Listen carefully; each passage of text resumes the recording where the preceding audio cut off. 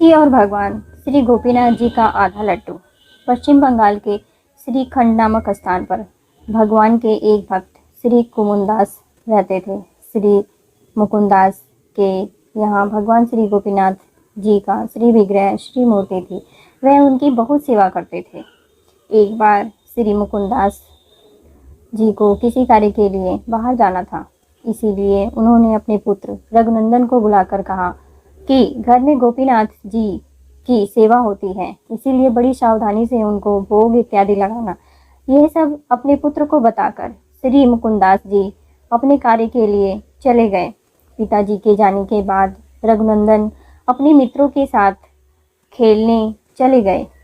दोपहर के समय माताजी ने आवाज़ देकर कहा कि अरे रघुनंदन, भोग तैयार है, आकर ठाकुर जी को लगा दे। रघुनंदन खेल छोड़कर आए। वह हाथ पैर धोकर भोग की थाली श्री गोपीनाथ जी के आगे सजाई। श्री गोपीनाथ जी से बोले, लो जी, आप ये खाइए, मैं कुछ देर में आकर थाली ले जाऊंगा।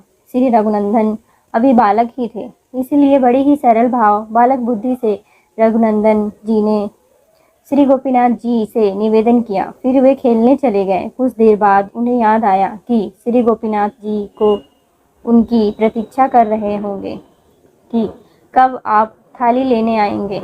ऐसा सोचकर वह घर के मंदिर में आए। आकर देखा कि भोग तो ऐसे का ऐसे ही रखा हुआ है जैसे वे उसे छोड़कर गए थे। बालक रघुनंदन ये देखकर घबरा गए और कहने लगे, अरे आपने इसे खाया क्यों नहीं?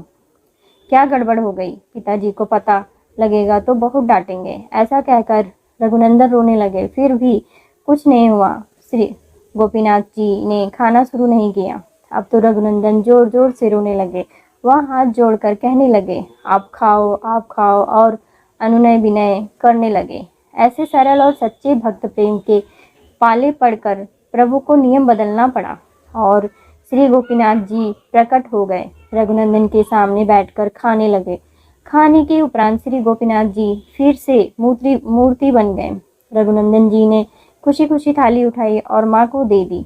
माता ने खाली थाली देख सोचा कि अबोध बालक है, भूख लगी होगी, इसीलिए स्वयं प्रसाद खा लिया होगा या मित्रों में बांट दिया होगा। बालक को संकोच ना हो, इसीलिए माता ने बालक से कुछ पूछा ही नहीं।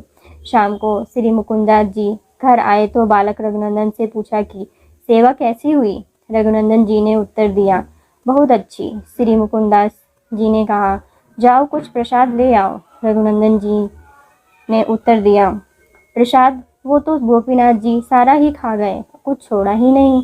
ये सुनकर श्री मुकुंदास जी बहुत हैरान हुए। उन्हें पता था कि इतना नन्हा बालक झूठ नहीं बोल सकता। कुछ दिन बाद रघुनंदन को बुलाकर कहा कि मैंने आज भी किसी कार्य से बाहर जाना है, इसीलिए गोपीनाथ जी की ठीक ढंग से सेवा करना। उस दिन की तरह श्री मुकुंदास जी घर से बाहर चले गए, किंतु कुछ ही समय बाद भोग लगने से पहले वापस आ गए और घर में छिप गए। माता ने उस दिन विशेष लड्डू तैयार किए थे। उन्होंने बालक रघुनंदन को बुलाकर कहा, आज गोपीनाथ जी को ये लड्डू भोग लगाओ और सब ना खा जाना। बालक माँ की बात समझा नहीं, किंतु गोपीनाथ जी के पास भोग लेकर चला गया। मंदिर में जाकर लड्डू से भरा थाल गोपीनाथ जी के आगे सजाया।